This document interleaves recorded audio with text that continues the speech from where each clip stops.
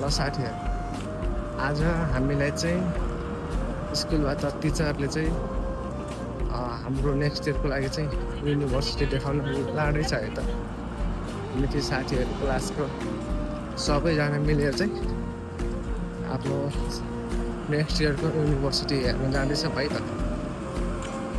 Teacher अगाडि हुनुहुन्छ, हामी चाहिँ साथीहरू यता ट्रेनबाट झरेर चाहिँ हल्का हिँड्नुपर्ने रहेछ है त साथीहरू।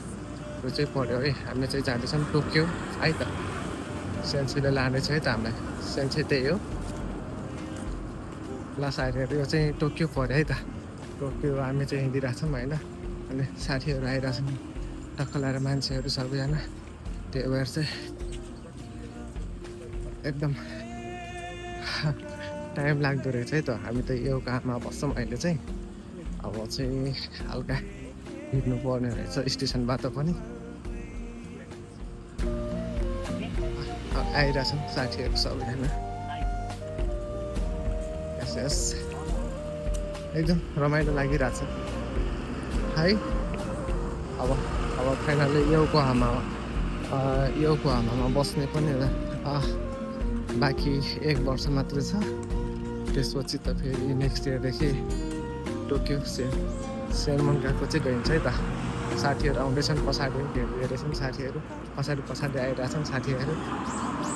यस यस चाहिँ यस्तो क्लिन छ है साथीहरू है। यो चाहिँ रोड पऱ्यो है, एकदम क्लिन छ है। सिटी एकदम क्लिन छ। जापान बस्यो गाइजहरू होइन। यहाँ सबै ठिक छ, बस्न हिँड्न घुम्न सबै ठिक छ। बट के हो भनेपछि कुरा चाहिँ हल्का बस पनि आयो मान्छेहरू। त्यही ल्याङ्ग्वेजको समस्या साथीहरू होइन। ल्याङ्ग्वेज छ भने चाहिँ यहाँ बस्नु, जापान बस्नु चाहिँ एकदम बेस्ट डेस्टिनेसन चाहिँ भन्नु सक्छ क्या है त।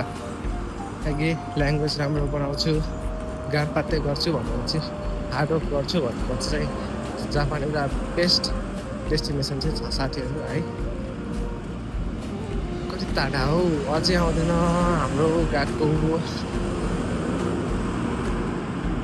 ल म चाहिँ सेकेन्ड टाइम हो है त टोकियो आएको।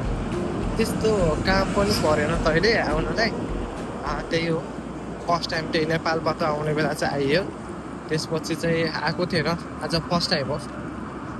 के गर्नु, यहीँ नजिक योकोहामा बसेर पनि यही टोकियो नै आएको थिएन है साथीहरू है त।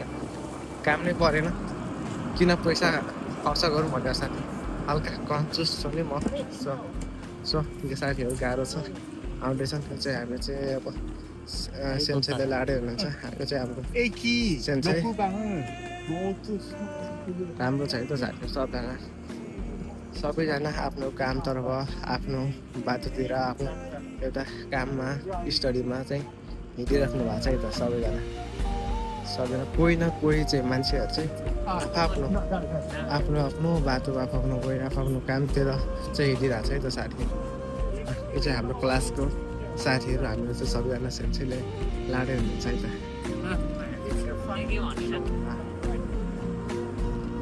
ल दामी छ त, सेटी पुरा क्लिन छ है, एकदम सफा छ। 1 वर्ष बित्यो तर अझै पनि के भएको छ साथीहरू, गाह्रो छ है त। एकदम दामी खुला छ है त। आज मौसम चाहिँ हल्का चिसो छ। चिसो हावा चाहिँ लागेको छ है त। चिसो हावा लागेको छ। जाँदैछौँ साथीहरू। चाहिँ रेड लाइट चाहिँ बढिरहेको छ। ग्रिन बलेको चाहिँ हामीले सबैजना बसहरू गइरहेको छ, सबजना गइरहेको छ। रमाइलो लागिरहेको छ है त क्लास, किनभने आज पढ्नु परेको छैन नि त। सो एकदम रमाइलो इन्जोयफुल चाहिँ भइरहेको छ है त मलाई, एकदम रमाइलो। त्यो जाउने स्टुडेन्ट लाइफ होइन। क्लास कतिखेर छुट्टिएला, कतिखेर फ्री बेला घुम्न लाला भन्ने कुरा आएको छ नि होइन। घुम्न लगेपछि त्यसै पनि रमाइलो भइहाल्छ होइन। पढ्ने कुरा गर्दा अब होइन टाउको दुख्छ होइन, गाह्रो छ नि। अब हामी चाहिँ पुग्दैछौँ साथीहरू। कति टाइम लाग्छ होला त थाहा भएन।